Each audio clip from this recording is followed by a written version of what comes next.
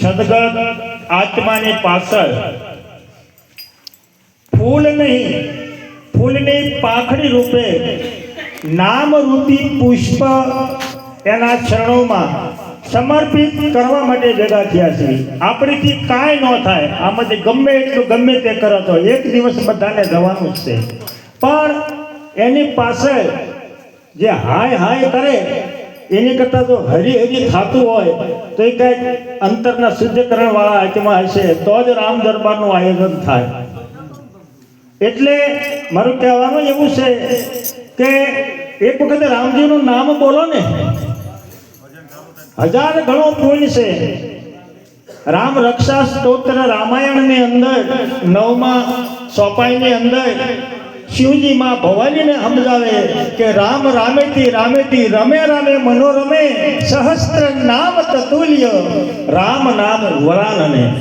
હે ભવાની, એક વખત રામનું નામ લો તો 1000 ગણું પુણ્ય છે. આપણે કેટલા માણસો બેઠા છીએ, કદાચ આની અંદર એક રામનું નામ લઈશું ને તો 1000 ગણું પુણ્ય હોય. એ સદગત આત્માના ચરણોમાં સમર્પિત કરવા માટે આપણે જે કરદણી આયોજન કર્યું છે એવા ભાવથી અહીંયા બેઠા છે.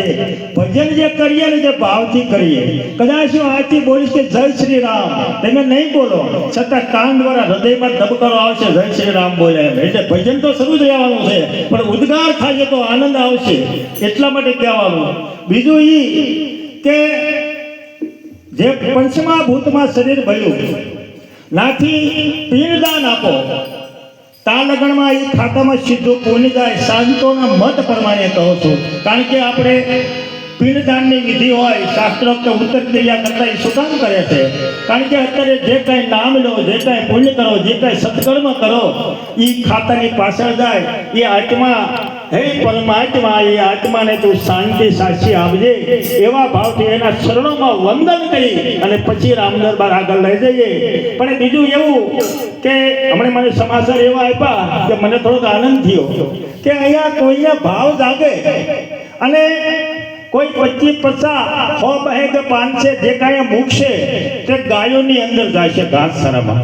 હવે વિચાર કરજો કે એક ગાયને પૂરો આપવાનો તો 33 કરોડ દેવતાનું ભોજન થાય છે. તો એ ખાતાનું પુણ્ય ક્યાં જાય? અમે તો ખાલી એક ઝંડો ફરકાઈને વયા જવાના છીએ.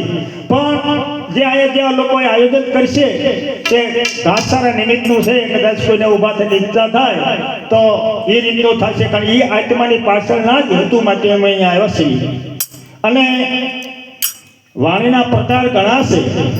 હમણે જે વાત કરીએ તમે સત્સંગ કીધો પણ રુદિયા ના લીધે એમ કીધું ને, ઊંધા બથોડા ભર્યા તો મને થોડુંક અંદર એમ તો લાઈક કહેવા દો બેસરભાઈ કે વાણીના પ્રકાર ઘણા છે. લોલીસ પોપડતા ન આવડે, મીઠું મીઠું બોલતા ન આવડે. અમૃત વાણી હોય, દિવ્ય વાણી હોય, શબ્દમાં સરળ વાણી હોય. પણ આજ મને એવું લાગ્યું કે આ ગામની અંદર આવ્યો છું તો કડવી વાણીનો ટેસ્ટ આપું. કડવી વાણી એક એવી છે કે બાળક રડતું હોય, ખબર હોય માને જ બીજા ન ખબર હોય કે આ રડે છે હું કામ, પેટમાં દુખતું હોય. લીમડાની ટહેરું વાટી પરાણ્યા પાડે કડવી હોય તો જે ન પીવે ને તો નાક દબે, શ્વાસ લે એટલે ક્યાં જાય? કારણ કે મોટી ઉંમર વાળાને ખબર હોય કે ના હોય. અને જો એના પેટમાં જાય તો એનું દર્દ મટી જાય. એમ જો કઈ કડીઓ સમજાય છે તો આનંદ આવશે. નહીતર હમણાં જે મારી બહેનનો ફોન આવ્યો તો હું તમને ઓળખાણ વધારે આપજો જાઉં કે ભીમજી ઠાકરજી કેવડિયા મારા ભજવી છે. મારું ગામ સકંપર, ભીમજી પટેલ છે ને મારા પટેલ છે.